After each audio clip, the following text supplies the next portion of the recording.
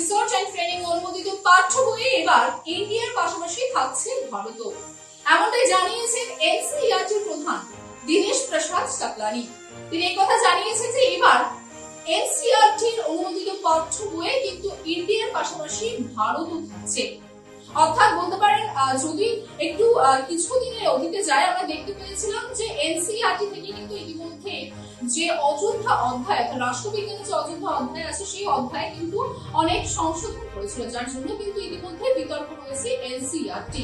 যেখানে আমরা দেখেছিলাম যে বাবরি মসজিদের নামটাই কিন্তু তুলে ফেলা হয়েছিল সেই অযোধ্যা অধ্যায় থেকে, যার জন্য বিতর্ক কিন্তু এখনো কিছু ছাড়েনি এনসিইআরটি। ঠিক তার মধ্যে আবার নতুন বিতর্ক যে এনসিইআরটির পাঠ্য বইয়ে এবার থেকে ভারত এবং ইন্ডিয়া দুটো শব্দই থাকছে, অর্থাৎ যার সুবিধা মতো সে ইউজ করতে পারবেন। যেখানে কেউ যদি ভারত তার ইউজ করতে সুবিধা হয় সেখানে ভারত ব্যবহার করবেন, অন্যদিকে যদি ইন্ডিয়া ব্যবহার করতে সুবিধা হয় সে ইন্ডিয়া ব্যবহার করবে। এমনটাই জানিয়েছেন কিন্তু এনসিইআরটির প্রধান দীনেশ প্রসাদ সাকলানি। এবং আমরা জানি যে তিনি একথা বলেছেন যে এনসিইআরটি তে ভারত যে পাঠ্য বই সেই পাঠ্য বই ভারত এবং ইন্ডিয়া দুটো থাকতে অসুবিধাটাই বা কোথায়? এটি সংবিধানের তো সংগতিপূর্ণ, তো এখানে কোনো রকম কোনো অসুবিধা না থাকারই কথা।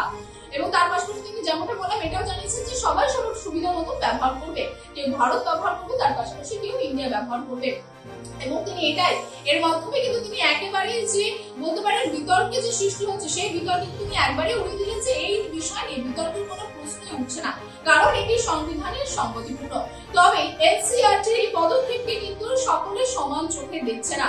মূলত আমি যদি কংগ্রেসের কথা বলি, কংগ্রেস কিন্তু এই বিষয় নিয়ে এনসিইআরটি কে তীব্র কিন্তু তারা ভৎসনা করছে এবং তারা বলছেন যে মূলত কংগ্রেসের যে প্রধান মুখপাত্র জয়রাম রমেশ তিনি বলছেন যে 2014 সালের পর থেকে এনসিইআরটি কিন্তু একটি সংঘের হয়ে কাজ করছেন, অর্থাৎ মূলত আরএসএস কে নিশানা করেছেন এখানে কংগ্রেসের তরফ থেকে এবং বলছেন যে এনসিইআরটি 2014 সালের পর থেকে সম্পূর্ণ আরএসএস এর হয়ে কাজ করছেন।